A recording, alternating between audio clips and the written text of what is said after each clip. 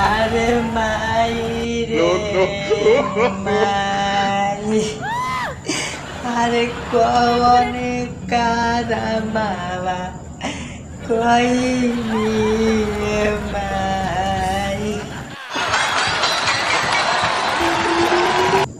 हमार गला फरे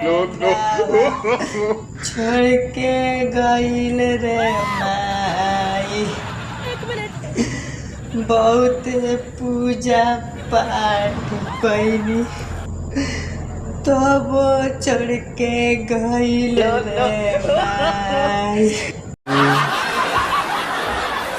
अरे भाई हो, छुरा मार के हमरा दिल में, अरे छुरा मार के हमरा दिल में जन शादी कर तारी अप्रैल में।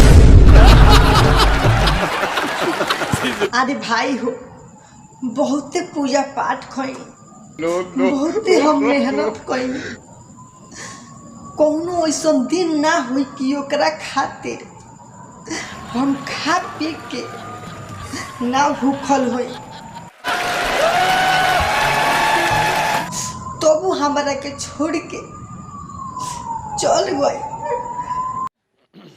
अरे भाई हो, बड़का बड़का सपना देखनी, सपना भइल चूर हो। अरे बड़का बड़का सपना देखनी, सपना भइल सब चूर हो।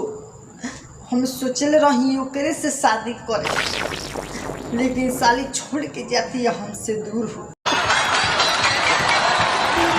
अरे भाई हो, बहुत सपना रहे हमरा मायू बाबूजी के कि हमार बेटा के शादी हुई, हमार खूब सुंदर पतोही आई, हमके खाना बना के खियाई, लेकिन सब सपना हमारा मायू बाबूजी के चूर कर देहलस।